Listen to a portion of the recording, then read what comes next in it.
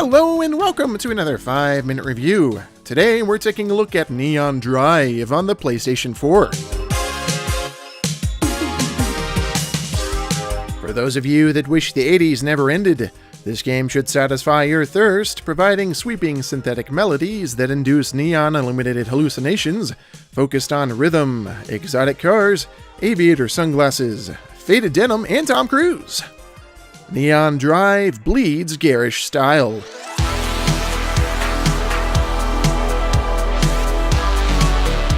Neon Drive is a rhythm game, and a very simple one at that. You only have two inputs to think about, left and right. Now these directions are mapped to the shoulder buttons, the D-pad, and the face buttons. All control schemes are available when you're playing, so feel free to jam out on the grid when you don't have any obstacles in your way.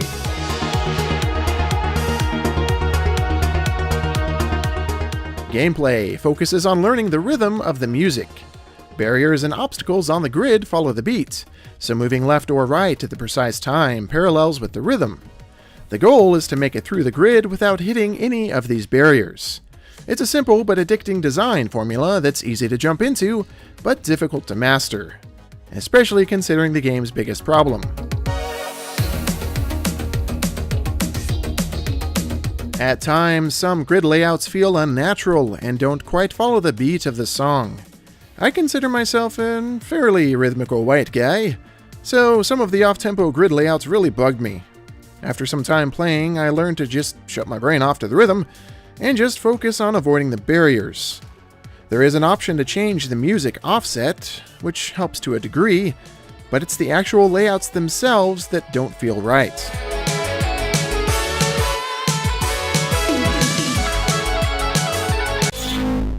Since the soundtrack was made exclusively for this game, predicting where the cadence was going was the most difficult thing to learn. But once you memorize the songs and the grid layouts, the game becomes easier, and it's still a lot of fun even though some layouts feel janky.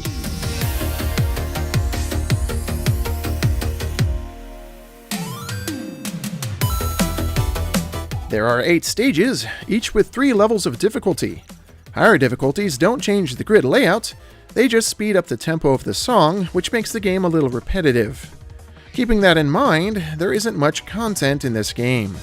Mastering all the songs will take some time, but you can still beat the game in one sitting.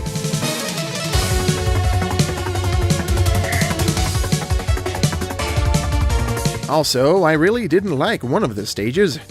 Stage 6, influenced by Top Gun, gets really disorientating when you're flying around in a circle.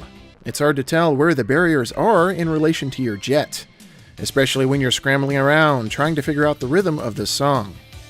Besides that annoying stage, the rest of the songs are pure 80s bliss.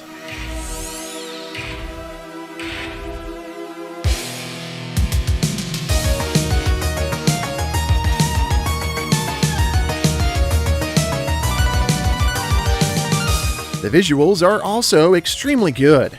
Everything is crisp and clean, and of course, lit by garish neon.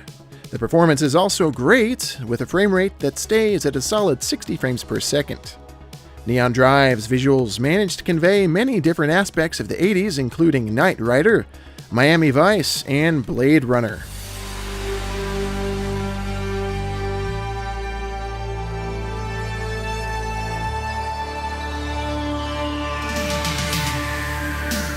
Even though some grid layouts don't always match the rhythm of the song, Neon Drive is still a fun game, if a little bit short.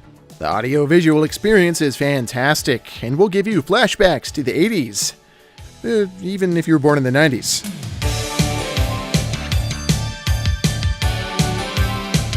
And that level-ending music is, man, it's so satisfying.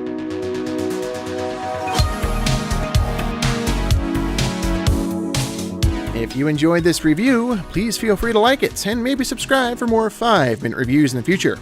Thanks, guys!